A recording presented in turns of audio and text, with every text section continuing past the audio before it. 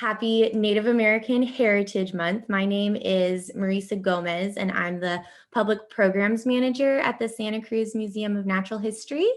And this Collections Close-Up event is a special focus for our museum members who we invite to take a closer look at our collections every month, both through these webinars, but also with a monthly blog written by our Collections Manager Kathleen Aston, who will be joining us today. And so I just really wanted to take a special moment to thank you all so much for being a part of our member community. As a nonprofit organization, we rely entirely on community contributions in order to steward our collections, to host public events connecting people with cultural and scientific experts, and to tell the story of our natural world through exhibits and virtual experiences. So just thanks so much for helping to make that happen, and know that when we share these stories of our collections, you're directly connected to those stories. And I also wanted to take a moment to acknowledge that the land from which I am joining you and the land on which the museum resides is the traditional and unceded territory of the Uipi tribe of the Awaswas Nation. Today, these lands are stewarded by the Amamutsan tribal band, and the Amamutsan are working hard to fulfill their obligation to Creator to care for and steward Mother Earth and all living things through relearning efforts and the Amamutsan Land Trust. So we would also love to acknowledge the Indigenous stewards of the land where you are. So we can play with the chat a little bit more too. And again, if you want to change who you're sending your messages to from the option for just to panelists and switch it to panelists and attendees, and let us know, say hello by sharing the name of the tribe whose homeland you are streaming in from in the chat. Again, I'm streaming in from the homeland of the Uipi tribe of the Awaswas Nation, and these lands are stewarded now by the Amamutsan tribal band. And today we are going to be exploring how the culture of our local Indigenous people is a living, breathing culture that reacts and changes, and how cultural clashes have impacted that culture over time. And so one thing I wanted to just get us started with before we bring in our presenters is if my trusty sidekick behind the curtain could pull up our next image, and just do a little activity with you. And I'm wondering if you can share what you think we are looking at here. So what are we seeing?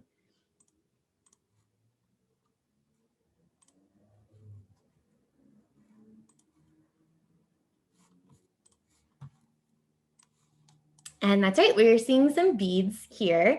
And I'm wondering if you could also share with me what you notice about these beads. How are they different from each other? Or if there are any things that you think you can infer from these different beads that we have here.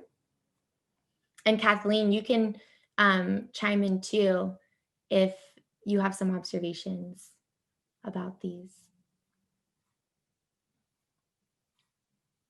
Yes, Lori, they do look like donuts. It is true. Well, and one of the reasons why I wanted to share this is because by looking at the differences of these beads, we can learn a lot about the conditions in which they were made and really be able to understand change over time through these. So these are all beads that were found at Mission Santa Clara. And the bead in the middle here is an example of an Olivella shell bead, which is something that you find in the archaeological record from pre-mission era. But some other beads, like the ones on the far left, the one on the far left is a drawn bead made of glass.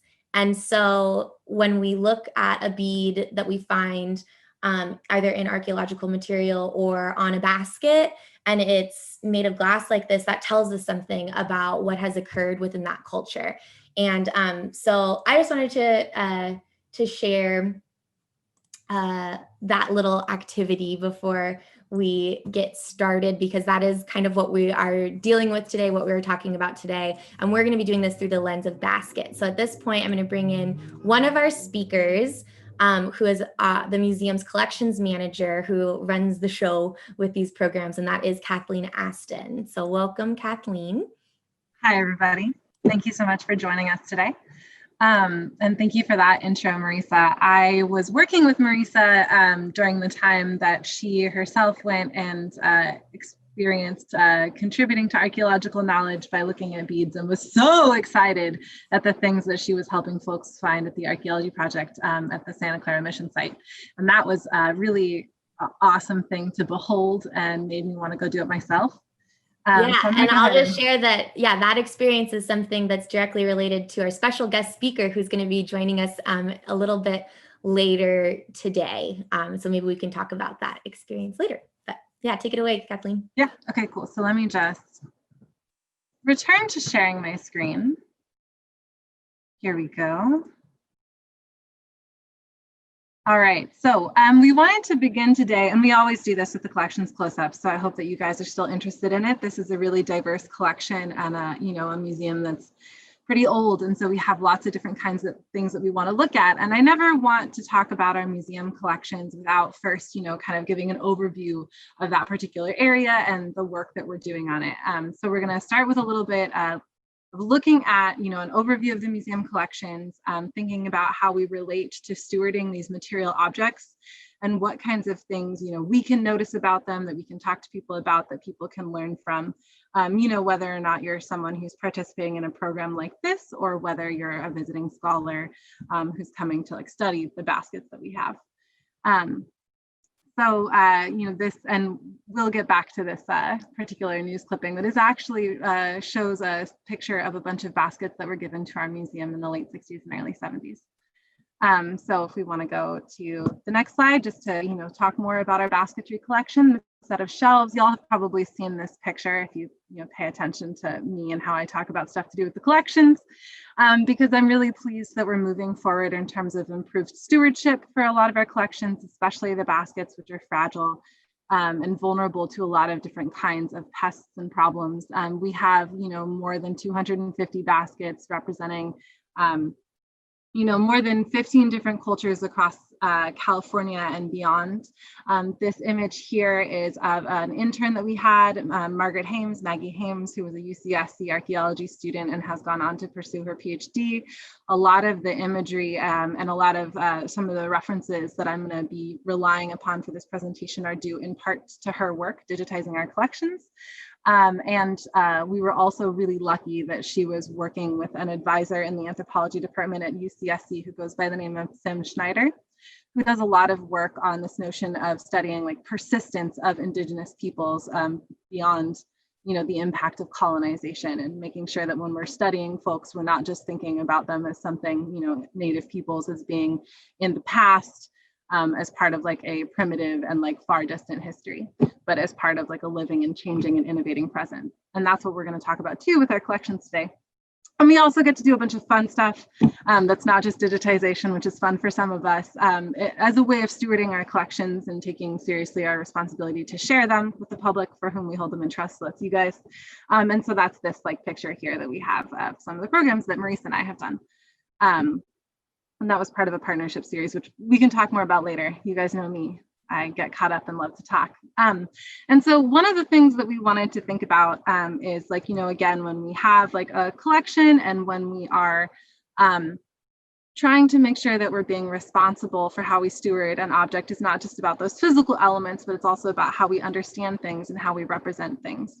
We want to celebrate the strengths of our collection as well. And one of those strengths is a lot of made for sale baskets. And so for those of you who read the blog this month, it focused on this basket, which I know the first time that I was walking around in the museum collections when I was being onboarded, when I was new, I was really surprised to see a basket that looked like this. I thought to myself, that is not, what I had sort of envisioned as the notion of what a native made basket would look like. And indeed, if you go and you look at the catalog card here, you can see that it's a Klamath River Tribe's made for sale basket. It's a basket that's woven over a glass bottle and was identified, as having this sort of by a basketry expert who we'll talk a little bit more about as being made as part of a commercial product. And so oftentimes when people are saying made for sale, especially when you look in the older literature, they're talking about in contrast to a traditional object which is often associated with this definition of like that a Native person would have made that object, you know, for themselves or for their own use.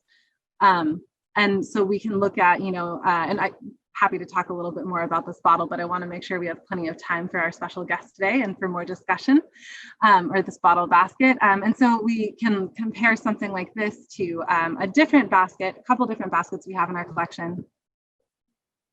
Oh, we went in a little bit of a different order. That's okay, we'll hop back there. So one of the things that we're thinking about when we're looking at made for sale baskets is not just, you know, sorry about that order, got me a little bit confused there. So one of the things that when we're looking at this record and we're trying to understand more about this basket and what we can learn from it, you know, and what's important about it is that we see, you know, Klamath River tribes is sort of the statement that was given about the basket. We don't see a lot of information about an individual, you know, tribal group. We don't see information about an individual weaver. We don't see anything. So it was made for sale, but there's, you know, not a record here of like, you know, whether or not the basket was like purchased for a certain receipt. There's a valuation later down, but that would have been made at a later point in time. And so one of the things that we have to think about when we think about why we don't have those pieces of information that we might ask about. And I can talk a little bit about the materials that this basket was likely made from because of the time and place that it was made. But again, we don't have, you know, super specific stuff. It has to do with the history of made for sale baskets and the basketry craze that swept the United States from about the 1860s. Some people put it to like the 1880s or 90s to about the 1920s, maybe a little bit later. And so you can see this like big old pile of different kinds of baskets that's in a collector's catalog that was made after, I think, the Chicago Columbian exhibition, when people were, you know, trying to put on all these like big displays to get people excited about the things that America had to offer.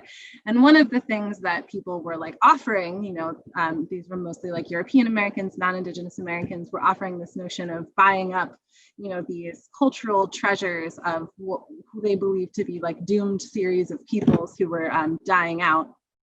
And as they were going to be like collecting these objects and advertising that for people to come get them, they were making the argument that, you know, you have to come get them before they disappear forever. You have to get the oldest ones. You have to get the authentic ones. You want to get these ones that are pre-contact and not influenced by collecting behaviors, which itself was drumming up all this different collecting behavior and itself, you know, causing a bunch of changes in the ways that people were choosing to make baskets.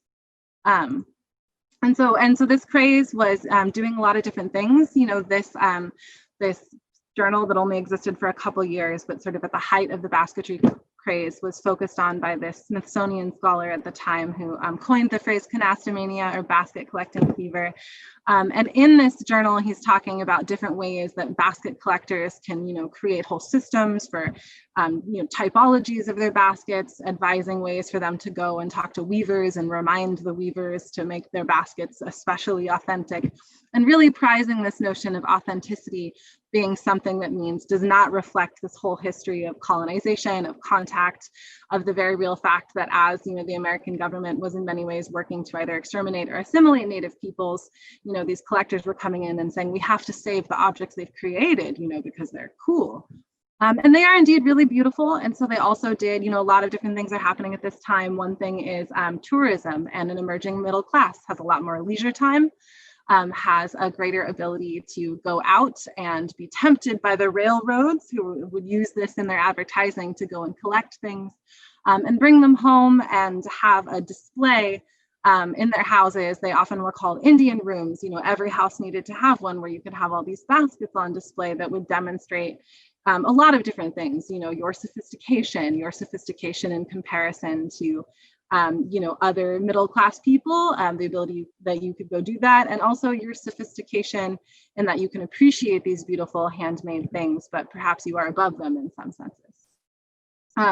So these whole, like this giant trend, like I said, so probably, you know, 1860s or a little bit later to like the 1920s, also, you know, are the backdrop of our own museum. being developed. So Laura Heacox was interested in an immense number of things. She was an incredible student of nature and a naturalist, and she also was interested in baskets. There were some in her collection, and you can see from these scrapbook articles that she was also paying attention to the things that people were writing about them. And you can see here, and these are all in the digitized Laura Heacox scrapbook, you can see here how the article is even talking about how these things are, known from the past and forever, but not appreciated as often as works of art. Maybe they're making that argument. Or you're talking about how like these are a disappearing art. They're like hard to make, that apparently people are saying that there's too much work to make them, is what this journalist is reporting. And you also have, a little bit later, one of our other foundational collections, the Humphrey Pilkington collection, included a lot of Indigenous materials, including a number of baskets. And so we have this basketry catalog book that's seeking to, catalog, identify, and organize these objects, without a lot of input from the people who made them or thinking about the complex ways they were interacting with the society in which they lived. So that is something. Oh, here we go.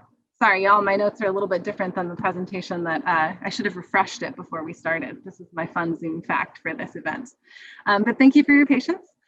So I wanted to give some other examples of, the ways that, as we're like cataloging and organizing, museum objects, or as historically they have been, other ways things are being described. So this is a totally different Northern Paiute, so it's a totally different culture, but you can see, so it's another vessel for holding water. It's a jug covered with pitch, and it's in the non-prehistoric style. So here it's not being considered made for sale. It's being considered something that would have been used, because you can see that there are use marks, and if you look closely, the basket does reflect that.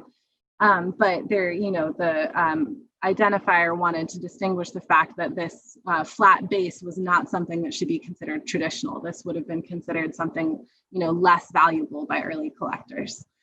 And you look at this, basket, which is again a totally different culture, or it's a, related, but a different style of making things. But also you see that it's the, I think that it's described as,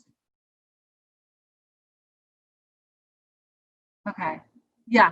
So this one doesn't necessarily have it, but we also have some baskets, where explicitly it's described that this is, something that would have been used like in the traditional pre-contact style. And because there's no identifying ways to the contrary in this record, we can see that that was part of what is being identified about this basket, that it is valuable in that way. And a lot of things, a lot of our baskets, we owe a lot of information that we know about them, because a lot of the collectors who were gathering them didn't necessarily take the best notes. Some did, but not everyone did, to anthropologists. And so this is a picture of Lawrence Dawson, who's a California basketry expert. This is him in the 1950s looking at different pottery at the Hearst Museum of Anthropology, where he worked. And you can see that he came down to give a lecture, and in partnership, I think, with the Santa Cruz Archaeological Society a couple times too, helped, look at our baskets and help identify them. Let me go back just to say that, like, it's important, to recognize that there's like valuable ways of knowing, both in the anthropologists who helped identify these things, but then in expanding our definitions and opening up these terms to question them and to evolve them to meet, a broader understanding of the times. And so one thing that's tricky about looking at early anthropological representations of baskets in museums especially is they were often, anthropologists were trying to race each other to get these more authentic, traditional used baskets. And those were the only baskets they wanted to show off in the museums, almost as if, contact and the interactions that followed it and like these complex, like socioeconomic webs of interaction, hadn't happened or didn't exist. And they didn't see it as valuable at that time to represent that history. And so part of what we're doing when we're looking at this set of baskets, in our collection is, acknowledging that that is an important part of a history of living people who were, persisting beyond colonization and through it and in it to innovate and do new things and are not relegated to the past. So now we're going to look at some of those baskets from our collection that represent this sort of innovation of having been made for sale. And when we're going to go look at the next couple of shapes, some scholars of this trend consider there to be like a couple of different phases within that basket collecting and the way that basket makers responded. So, you know, you have, and again, this is a lot of different people, a lot of different places. So these are just broad generalizations that might be helpful to think about it. So in this first phase of collecting, you have really traditional baskets. In the second phase, you have this sort of demand to, you know, non-native consumption, or this response to non-native demand for baskets. And you see a lot of like innovative shapes that you wouldn't have seen in traditional baskets, like a teacup. And then you have another phase where like increased collection spurs people into making more, they're like noticing the way that people are buying things and valuing things from them. And so they start making traditional forms again that are a little bit more closer to what, you know, the original like collectors might have wanted, but still show a variety of innovations. And so we have, for example, this teacup basket, which I think is also just beautiful and surprising, was surprising to me. We have baskets like this one, which is sometimes in the records described as like a wall sconce, and sometimes described as a cigarette holder. And a lot of these baskets are, all of these baskets are from the Northern California region and were collected by the same collector who we'll talk about in a couple minutes. And then we have this basket is sometimes described as a mail carrier and sometimes as a hanging shelf. It's about as big as my torso when you stand it upright. We have this sort of, you know, wall plaque, which in some places was a more traditional form, not always with that sort of like protrusion there. And then you can kind of see it says June 24th, 1906. So prime, made for sale, innovation basketry times. Here is a more traditional type of basket that I also think represents like an interesting learning opportunity. So this is one of those, it is a made for sale basket. We have records of it being purchased by a collector, but it's made in a traditional style with mostly traditional materials and it wasn't used. And so you see sort of like baskets where the made for sale is being identified as something that wasn't put in active use. And then we have some baskets. Well, so in terms of looking at these baskets and what we know about them, one thing that, you know, they're mostly described from this like particular subset as made for sale baskets from the Klamath River tribes. So the Klamath River has had a lot of different tribes living there since time immemorial. The Northern California is the lower Klamath River tribes. And so you see the names in this map right here, the Karuk, Tolowa, Cholula, Hupa, Wilkut, and Wyatt. And I'm doing my best with the pronunciation. In this excerpt, in this map, which is from a book that is an incredible read all about like this history and these innovations, and it's Martin Cohoda's Basket Weavers for the California Curio Trade. And we could spend a lot of time talking about, you know, like the having been identified as from this area, there were a lot of similarities in the basket making traditions of a lot of these tribes, but also a lot of differences. Kind of well beyond the scope of this presentation, but I highly recommend the Ralph Shanks and Lisa Shanks book on Indian baskets of Northern California and Oregon.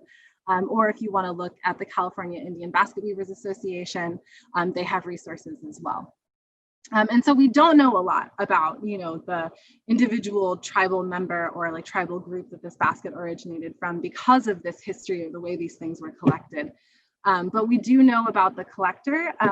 So Mrs. Maud Sylvie was really interested in baskets. She would have been born in the late 1800s, you know, kind of as the basketry curio trade was kicking off. Clearly it had an effect on her. Excuse me. She collected baskets for a lot of her life. You can see that she even, you know, up here it says she visited Northern California Indian tribes to observe techniques and to obtain baskets. That was part of this sort of, you know, some people were doing this because they were buying things from dealers, and some people were getting really into the notion of like how to make these things, and going and learning and talking to people. I wish that we had, you know, some sort of notes or documentation from that time. Unfortunately, we don't. And you can see that she was also like known in the, you know, community. These ones aren't from British Columbia, but she was known in the community for having, you know, baskets, and for that being like something that people like were interested in and wanted to go learn about and do. Another set of baskets that we have in our collection, which I think at times would have been, you know, overlooked because of their, you know, so-called inauthenticity, but which do represent another interesting phenomena in this like interaction between people and objects, and thinking about how that all relates back to, you know, connecting to the natural world and objects we make from it, part of our mission. So another thing is we have a couple of baskets that are considered to, that are described in the records as being of no tribal affiliation. And a couple of them we have a little bit more information for that talk about how they were likely made by, you know, non-native women who were learning this basketry trade. And so this basket, we don't know that much about the person who made it, but we know that it, you know, from various technical features and from it having been reviewed, that it wasn't made by a native weaver in all likelihood. But in some cases, there are even documentation of people either, you know, doing this for fun and then having baskets in their homes, or also people who were then, you know, non-native people trying to pass off their work to take part in this basketry craze and benefit from it. And so a lot of different ways that these relationships were sort of navigated. And so, you know, some people, like in the case of Maud Sylvie, she like went up and collected some baskets as an individual person. Some folks like worked with dealers, and this is an example of, from that Martin Cohoda's book, Basket Weavers for the California Curio Trade. This is Elizabeth Hickox, who was a Wyatt, and her daughter Louise Hickox, who was Wyatt Kuruk weavers. Both of these baskets are made. The top one was made by Elizabeth and the bottom by her daughter Louise. They're incredible. And she contracted with a dealer to have her all the products that all of the baskets that she made, she would sell directly to Grace Nicholson, who took a lot of really great notes. And we have, you know, just to show what this would have looked like in a ledger about, you know, the prices she was selling these for and the incredible return she was getting on them, notes about all of the product. And you can see her gallery is sort of set up in this kind of Indian room fashion, where you have like a section of the house that is, you know, covered in all of these different objects. Just wanting to illustrate that, you know, there were lots of different ways that these things, that these negotiations could have looked. And, you know, we don't want to take any one given thing here as monolithic. So when we're thinking about, let's see. So the next part I kind of wanted to talk a little bit about before we move on to another strength of our basketry collection. Is, you know, when we're thinking about looking at what museums are doing and how museums are relating to their objects, a big part of what we're doing is classification. And for those of you who were, you know, present for our Native American art workshop last November, Rebecca Hernandez, Dr. Rebecca Hernandez, one of our board members, shared her incredible article about looking at the different kinds of ways that museums have sort of like identified and categorized objects over the years, and how these categories are often really messy, and they're often taking place at, you know, this cross-cultural collision that makes it really hard to map value in a meaningful and respectful way at times. And so one category, like looking at this, you know, there's a lot of, you know, notions about whether or not things are being made to look like pre-contact, or they're being made pre-contact, or with elements that are made, you know, after, you know, contact and colonization. And that kind of transitions nicely into the next part that I wanted to talk about, and I know I've been going on for some time, which is our the incredible you know, joy and responsibility we have of stewarding one of, you know, only a few dozen Ohlone baskets that are known to exist in the world. So this would have been, and many of you have seen this basket, heard us talk about this basket. It's been on and off display for many years, has been loaned to other museums, and has been studied by a variety of folks, both you know, non-native and native. And this would have been a gift basket. It's you know, a coiled basket, as such, you know, gift baskets were made. And this is, sorry, I'm getting ahead of myself. So this, you know, we use the term Ohlone to describe this basket because we're unclear as to, you know, which individual person of an Ohlone speaking language that would have resided here at the time that this basket was made. We don't have a lot of records about the weaver, so we don't know more than that in terms of whether or not this person was a Wazwa speaking or, you know, a member of the Yupi tribal group. And so we're using that word, even though we'd like to be more specific, to try to acknowledge that, you know, there's a lot that we don't know about those individual details. And so this basket, you can see, bringing it back to the beads that Marisa introduced at the beginning, has white glass beads that are made sort of in a way that, you know, glass would have been an introduced technology. And these beads are clearly, or not clearly, these beads are in the style of traditional, sorry, listening to the sounds of the museum, in the style of traditional Olivella shell beads. So it's made from willow and brackenroot fern. And so, you know, we talked about the materials a little bit. We talked a little bit about, you know, the context for like why we describe the basket the way that we do.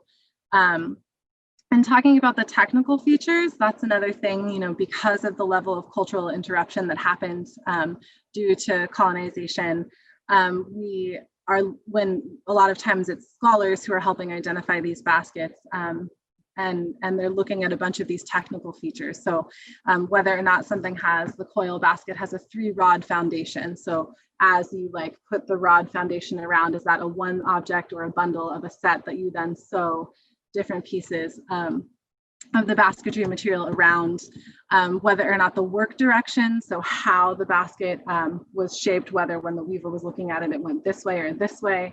You know, different technical features, which I'm going a little bit over time, so maybe we could talk about more if you guys have any questions. But also I highly recommend that if you're interested in these more technical aspects, again, Ralph Shanks and Lisa Wu Shanks write incredible books. This is from the Indian Baskets of Central California, which has a collection of, in their section about Ohlone baskets, different examples of, you know, from these groups of what these baskets would have looked like. And you can see there's a great deal of variety. And we also, you know, wanted to look at how these baskets are represented in other museums. And you can see that this is from the Hearst Museum. And this basket was also, you know, identified by Lawrence Dawson, who helped identify our baskets. And one of the things that's cool to think about as museums are, you know, striving to improve their stewardship, improve like how they care for these baskets and how they relate to the community and communities from which these baskets come. This is a record from the British Museum, which has a description of one of their Ohlone baskets. And then, you know, also in their comments on the baskets talk about how Linda Yamane, who is Rumson basket weaver who's reviving the weaving tradition and has written and talked a lot about it, and she's incredible.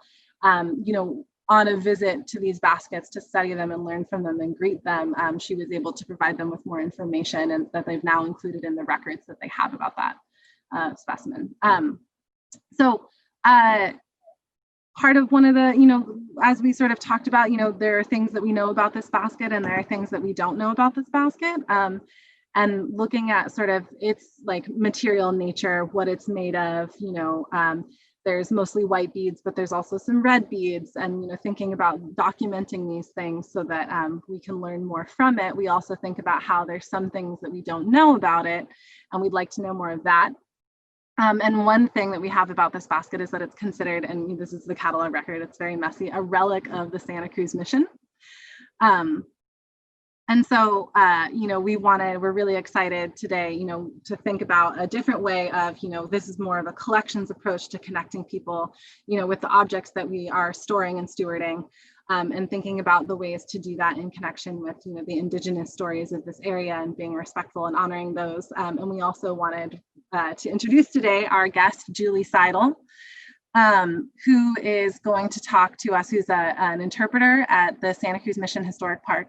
Who will be here today to talk to us more about that context of, you know, the lived experience of what it would have been like to be, you know, making things or using containers and making changes or not making changes at Mission Santa Cruz. So Julie, I know I'm a little bit over time, but if you could join us. I'm here. Let's see. Whoop.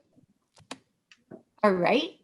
And then, Hi, everybody. I'm so glad that Kathleen and Marisa invited me to participate in this program. Let me see if I can share my screen and get some images. I think this part's going to be a little bit messy, but here we go.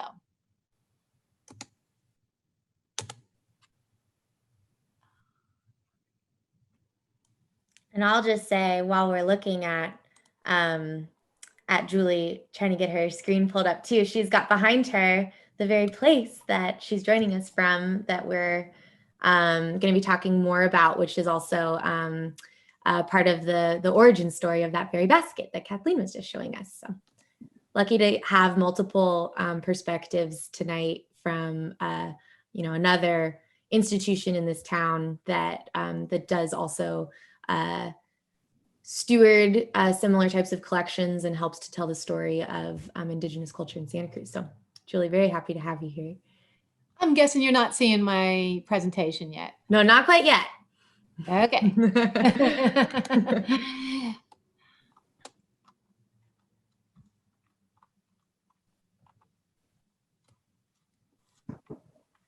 Sorry about that. No worries. And Kathleen, you've got something interesting behind you too. What's going on back there? Yeah. So, the basketry shelves and baskets that I love to talk about all of the time. So some of the same baskets that we were looking at in the presentation, this is the hat basket that I included a picture of. And then, so there's a couple different things going on here. We've got a lot of tissue paper, and it looks a little bit haphazard, but it's doing the important job of isolating these baskets from one another so they don't, rub against each other or catch. We've got a couple different, cooking baskets, those baskets that are like larger and in the back of the shelf. And those are the sort of baskets that it's a little bit hard to see from here, but if you were to look at them, they do show like use and wear over time. So there are some, burn marks here and there from hot stones that would have been used to cook or heat food. And so that's, the kind of basket that if you're like an early anthropologist, you're sort of looking to flesh out a museum collection with those. Let's see. Great, Julie. Yeah.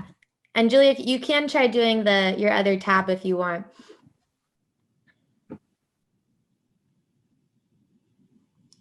But yeah, it's working. We're seeing what you got.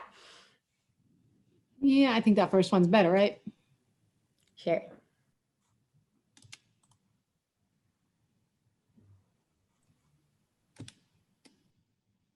Right.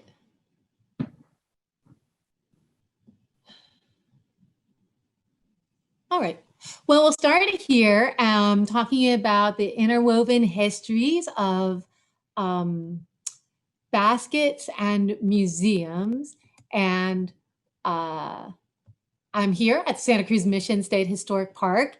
And I'd love to know if you have ever visited this park. Maybe you can say something in the chat to let us know.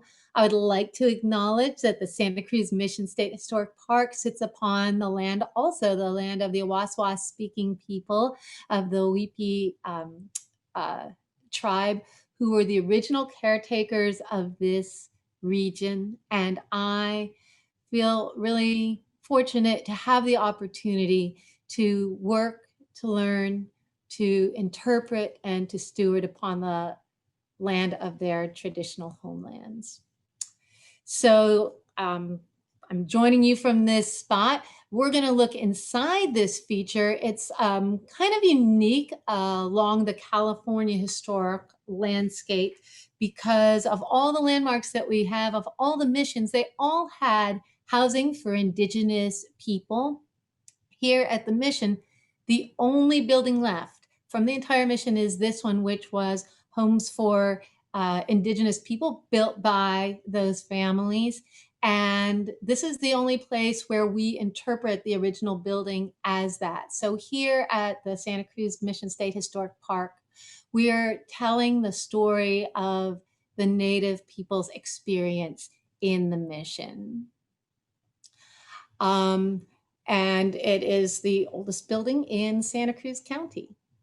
We're going to zoom in and focus on that story today, really by looking at containers by looking at baskets and perhaps where there's not baskets. And I'm going to ask you to think about issues of change and examples also of cultural continuity or persistence as we look through the rooms.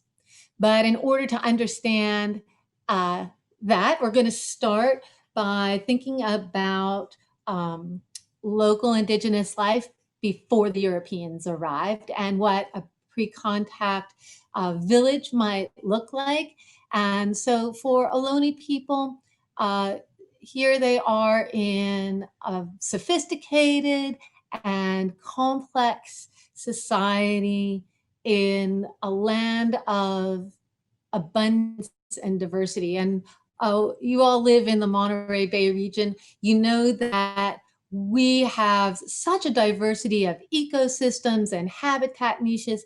And so local peoples were able to take advantage of all the resources of these different localities and habitats, not, of course, by wandering blindly as nomads through the landscape, but through seasonal patterns.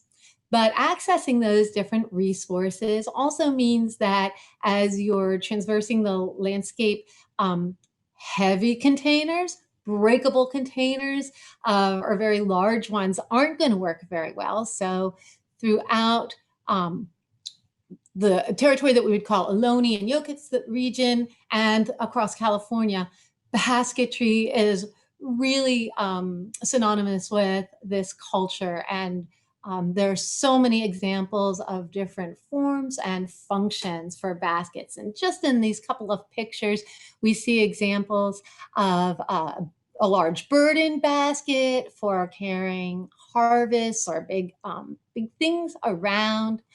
I know that I'm pretty sure at the Natural History Museum, you also have a basket like this, the conical sahui made out of tule. And if you know what this type of basket would traditionally be used for, maybe you can throw that into the chat and see if anybody know what a sahui is for. Here we're depicting a gaming basket, a gaming tray. And so those were a part of life. And in fact, baskets entered every part of, every aspect of traditional life and culture. And here in the corner, we have the Cradle Board. And when you were born for the first year of your life, you would be snugged into a woven, snug cradle board, a beautiful artifact using basketry techniques and materials. So there's quite a diversity of forms and uses of baskets. And Kathleen covered a little bit, a lot of a variety in the techniques used, from twining or thinking about maybe a warp and a weft. The radial spokes of the warp would be those basketry structures, and then elements can be twined about or woven in and out to secure the basket. And that's how this seed beater was created, and also the open work of a winnowing tray so that the chaff could go through and the seeds could stay inside the basket. And in addition to a lot of twine baskets, we see coiled baskets. And we saw some beautiful examples where the geometric patterns and the design elements really are showcased by the flattened sides, the surface and palette of the coiled basketry. And so in terms of diversity, also for different types of baskets, different types of materials would be used. And when we're talking about making a basket, part of it is the skill and act of weaving that material. But of course, it's also preparing that material. So peeling bark, splitting branches, curing and drying materials, perhaps dyeing them. And before you've done this, of course, we've harvested the material. So the collection phase is part of the act of making a basket and is seasonally tempered. And that's not the beginning of a basket, because in order to make a basket, we're talking about beginning that act of creation when the plant is small, and pruning branches to develop long, straight shoots. This one kills me to think about trenching areas to encourage long, straight root growth, perhaps on a juncus plant. The really intensive caretaking and tending of plant material from the inception of the plant is really the start and the heart of developing baskets, of making baskets. So we can think about that later as we move forward in history, right? And how those aspects of basketry might change. And we're going to move forward and enter the Spanish colonial era, and just acknowledge that this chapter brings massive disruption and traumatic change for Indigenous peoples, issues that we are still grappling with today in our society, right? And as we look at some of the details, I'm going to invite you to kind of come inside and really look at some of the complex details of daily life in the mission, and think about how we see examples of cultural change that's being imposed and influenced, and also to look for examples of cultural continuity and people working to persist with their tools, their skills, and their life ways. So we're going to focus on the domestic sphere today, just one room of our Adobe Museum, and look at a home and think about what it's telling us, the containers are telling us about the blending of cultures in this time period. So we're checking out the shelves and looking at artifacts in this domestic setting. We're going to hone in on just some of the artifacts on the shelves, and look at the array and the diversity, and think about them a little bit more deeply, some of these objects. And some of these objects set out to tell a story about change already. Now, in traditional Ohlone villages, people were using some clay from local sources, creating figurines and pipes and a few objects. It wasn't widely used, but we see a lot of clay objects coming into use during the mission era. And some of these are all representing brown and red ware, including this big water jug, this oya, and the small handled pitcher, and the small, I love the design on this utilitarian small bowl. Some of these things would have been imported from Mexico, and some of them made here in Alta California. There was a period in which Spain sent a cadre of master craftsmen from Spain to Alta California, and they spread out among the missions and taught baptized people in the missions masonry, carpentry, painting, and artwork, a number of artisan skills and crafts, along with pottery. So people were throwing pots on wheels, and also developing hand-built, constructed, coiled pottery. Some of it glazed, some of it slip glazed, and some of those things were being made right here at the Santa Cruz Mission. This type of pottery is really common throughout the missions in the assemblage. Some missions really took this technology and developed an industry, notably around here, Santa Barbara, to the degree that they were exporting ceramics to other parts of Alta California and even to other missions, but it was being made here at the Santa Cruz Mission. We'll come back to a piece of redware later, But we'll move on and think about how change is depicted when looking at some other containers in this home that are really different materials. So in addition to the redware pottery, we're seeing painted glazed pottery and china that would have been imported from Mexico and even from Spain and England and being used in the missions. We see containers made out of metal, and even today hammered copper is being crafted and exported from places like Mexico. And maybe you can take a guess. I don't know if you can tell from the picture what these two vessels are made out of. I don't know if there's anything in the chat there. Did anybody guess what the sawi was made out of? Yeah, we had a couple of theories about it being used for harvesting berries.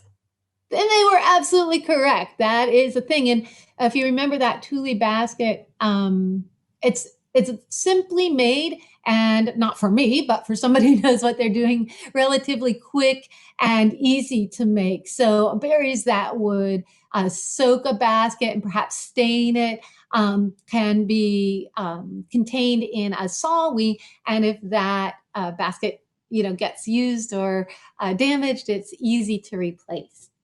Did anybody make a guess about these two bowls over here? Yes, May thinks possibly gourds. May, you've got it. You're on the nose. Those are gourds. And of course, for a lot of North American tribes, gourds were used for a long time for vessels and birdhouses and other objects. That wasn't a practice that was common to coastal California. We have some gourds that, squashes that grow naturally in California. They don't tend to be around here. They don't tend to be very large or robust. So they weren't commonly used. And so this is new technology that is brought with the mission era.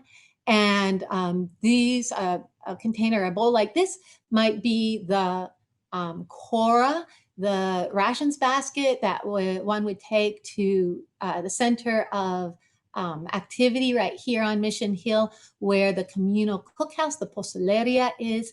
And they were making meals 3 times a day, typically atole or pozole, and you'd bring that back to your work site or to your home for sharing and eating. All right.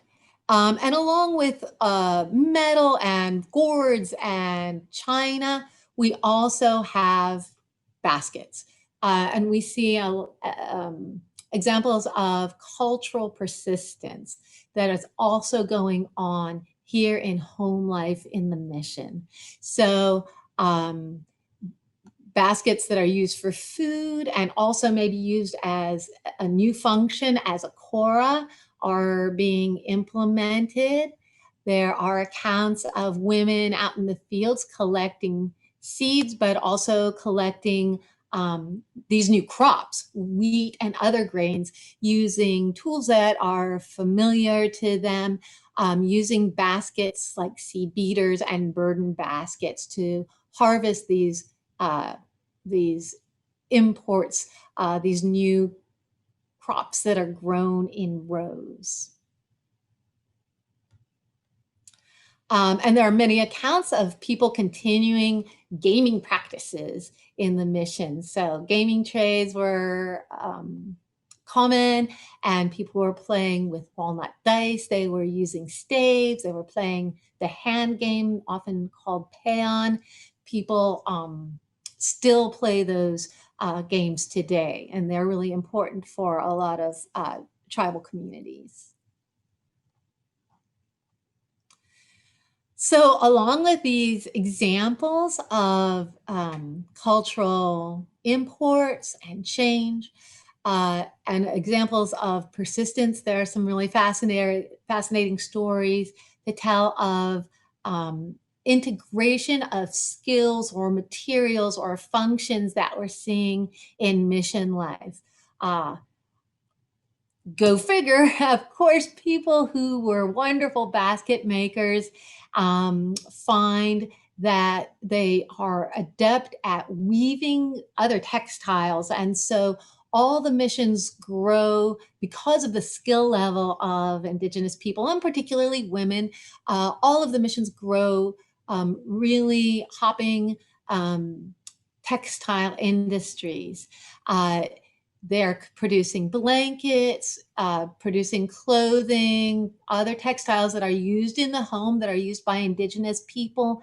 Eventually, they changed the regulations of soldiers, the Spanish soldier uniforms in the colonies, so that materials, fabrics that are produced in the mission are used in the uniform standards and the uniform regulations. A couple other interesting ideas, examples of adaptation or integration. If you remember, I was going to talk a little bit more about redware. And Linda Hilkema from Santa Clara shared that in the archaeological assemblage at that mission, they're finding pots that are made out of redware that are produced at the mission, but the form, the shape of these pots imitates really traditional basket shapes, the rounded shapes of baskets that we see. So we see back and forth between skills applied to new materials and new materials imitating old forms and shapes. And it makes me think also, Marisa, of the basket in your collection that has glass beads, and the fact that we can see bead making evolving in the mission era. So people are still making shell beads, but now using needles, using metal tools from Spain, and using those in the economy as well as in regalia and gift baskets, and integrating glass beads into some of those uses as well. So there's a lot of steps to the types of changes that you see between in this collision of cultures that leads to some of the practices that show up in your collection in the future with made for sale baskets and basketry designs and practices that have evolved from practices in the village pre-contact. Oh, yes, the redware and the shape of bowls. So that's a really quick peek at some of the collection that we have in the museum, and a little bit of insight into how, rather than presenting collections on shelves, what we're trying to do here is really illustrate daily life in the mission for a family through these objects that depict examples of cultural change, cultural persistence, and integration and adaptation. So I think we have time for questions and discussion, but yeah, that's what I have to show. Great. Thank you so much, Julie, for that. And we had a lot of things that we wanted to talk about today with all of you. We are reaching our time. So, and I want to make sure that anything we talk about, we do our justice with. But so maybe what we could just do before we leave everyone for the evening, I just want to talk about a little bit how both of our institutions, the Santa Cruz Museum of Natural History and the Santa Cruz Mission State Historic Park, are charged with sharing the story of an Indigenous culture that has changed over time, that persists, like you so well put, Julie. And I was just wondering if maybe you could take just a moment to share a little bit about like the challenges of that from the standpoint of telling the story of the missions. And maybe if you could just share the statement that the mission just recently released, I believe, about re-examining our past. Yeah.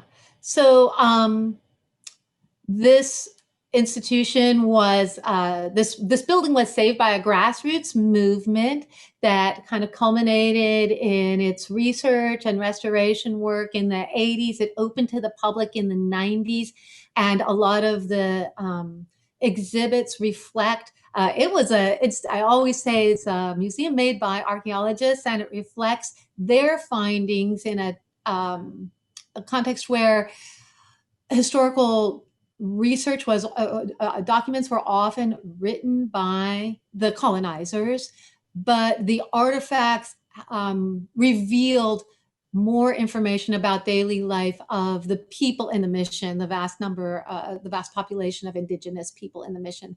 And that's what this museum set out to depict. And over time, the way we view culture and the opportunities to interact with tribal members has changed. That's always been a part of our work here, but it is a challenge for sure to evolve our story to reflect how our society is able really to look at this story now.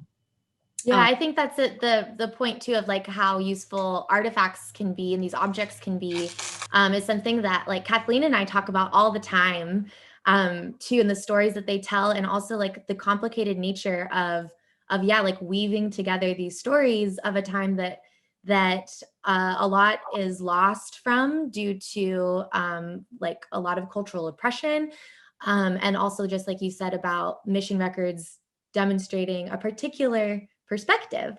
But when you look at the objects, you can tell a different story with that. Kathleen, do you have anything to add about that? I think looking at perhaps nothing to add about that particularly. I think that your comments and Julie's comments were both really interesting. If you guys haven't looked at it, I think the mission statement on re-examining our past is a really cool, it's a really admirable way of sort of like recognizing that like sometimes our institutions are having to balance like histories that are really traumatic for some people that have implications that persist to this day, and how we want to be responsible for that, while still also celebrating like the different kinds of positive elements of our collection. And so I think one way that we tend to do that, like I know Julie, you were saying that it's like looking at the daily life of the people who were primarily Native folks who were at the mission. One way that we kind of think about that, like, we have these basket collections, and we like to think about celebrating diverse connections to nature. And so we're like sort of working on trying to make sure that we're not tokenizing Indigenous people, just because we have this historic set of collections that are Indigenous materials, and we do want to steward them and share them with the public, but we also want to make sure we're expanding that to be like, obviously I keep using the word obviously that way, but we want to celebrate all the ways that all sorts of different folks connect to nature.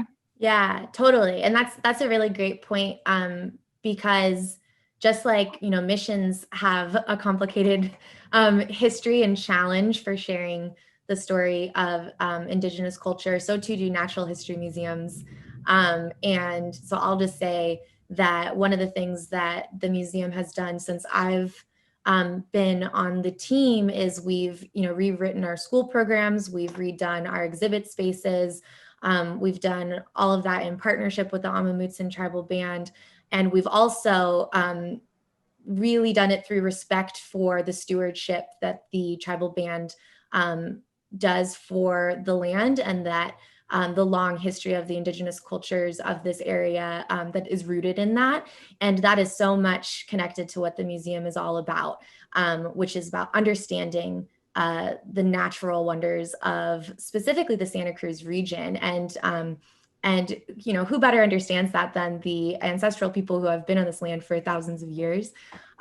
So it is something that the lens that we look at, how to tell these stories, how to share the collection that Kathleen shared with us today, thinking about them as beautiful ways of understanding our natural world as well. And the stewardship that Julie brought up, of the stewardship that goes into, tending those materials as well. and the many generations of experience that go with that. Yeah. And Julie, do you want to share a little bit about your the mission's current relationship with the tribal band? Yeah, so we have always partnered with Native people, including people from the Amamutsan tribal band, and I'd like to just recognize that there are also other spokespeople for other groups that are that contribute to this story and this area. So Patrick Orozco and his group, started out with us and did our first video back in the 1990s. Anne Marie Sayers and Indian Canyon folk have come up here and been part of our storytelling tradition that we continue every winter. And 5 years ago, we had money for some new exhibits. So the mural that you saw in some of my pictures, that was done in collaboration with the Amamutsan, as well as a video which you can find on YouTube, and it's shared from our website called We Are Still Here. And we really treasure our relationship with that group and others. I'll give a shout out to Mark Hilkema is our tribal liaison, and he's now sharing that, starting to share that position with Martin Rizzo, who just came on as our district historian. So we have an amazing team with a long history of relationships with people in the area. So that gives us the ability to be authentic and long-term in our relationships. It was with that team that we just put out in time for Indigenous Heritage Month, the statement on re-examining our past. And I don't think I'll read it, but I really invite you to visit our website and look at the homepage where it's printed. And I'll just say, for California State Institution, it took a lot of work to push that. I'm really glad that they came on board. We worked with through Sacramento to get that onto our website. So sometimes you feel like things take a long time, but you push the needle from inside and move the big gears. And so that's how I feel about that statement. And Yeah. I'm proud that it's certainly not the ending point, but it's a step in this evolution. Yeah, well done, definitely. And just continuing briefly on the topic of something that we've been talking about, which is the continued culture and changing culture, and like how we're noticing changes within a culture by looking at that manifested in objects like baskets, and then also other materials used. I also just wanted to maybe invite Kathleen. Could you briefly share? I know you had prepared some information about a contemporary Ohlone basket weaver, Linda Yamane, who I know that the museum has partnered with over the years. And yeah, I just want to make sure that we talk about like the ongoing efforts, changes, practice around this topic that we've been talking about today. Yeah, so let me just, and I should say, well, folks at our institution have worked with Linda directly in the past. I personally haven't, but, I would be, honored to do so if I ever got the chance. Yeah, and also just another thing to share too, while you're pulling that up, Kathleen, is we are going to be sharing out a resource list at the end of this. So you'll be getting an email from me, and sorry if I know some people had some issues with my earlier emails, and I'm so sorry about that, but I'm glad you made it in here.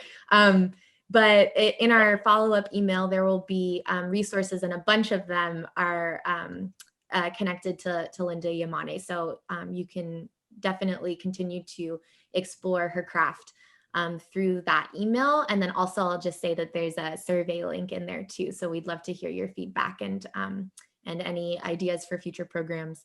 So look for that. Yeah, and so this will be, I think, am I sharing both of my screens? No. This is a challenging evening for sharing screens. I'm the way it clicking goes. the share button and it doesn't seem to be responding. So I'll just put this link in the chat. which I think is a really cool piece about Linda talking about something that's been happening as she's been reviving the basketry tradition is several museums and organizations are committing to actually commissioning baskets from her, which I think is incredible. I think that's an incredible use of resources by institutions that are connected to this interpreting Indigenous cultural history. And so the piece that's in the chat link is, a story of her talking about that legacy and her relationship to baskets. And then I think a piece that we'll also send out in the follow-up email is a piece that she wrote for the California Indian Basket Weavers Association about going to the British Museum and I forget which museum in France, and visiting these baskets and like greeting them and connecting with them and learning from them. It's very cool. Yeah. Definitely, worth taking a look at all of those links. Well, I don't want to take up too much more of anyone's time. It's kind of dinner time, I'm sure, for a lot of you. But thank you for spending this evening with us. And thank you so much, Julie, for taking the time to be with us and sharing the story of another, sister institution here in Santa Cruz.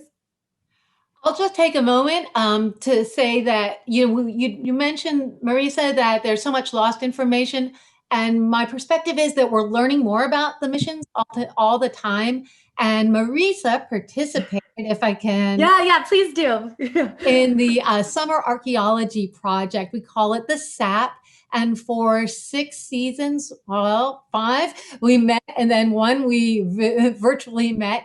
And we train interested volunteers in sorting artifacts with the long-term notion that the more material that we can prepare for archaeologists and researchers and students, the more information we'll have about the neophyte village at Santa Clara, and therefore about daily life in the mission, the Indigenous experience in the mission. And so if that's something that sounds tantalizing to you, I'll share some links maybe with Marisa also so that you can get in touch with us and perhaps participate in our SAP program. Yeah, definitely. And I would just like to share that it's such a rewarding experience, so interesting.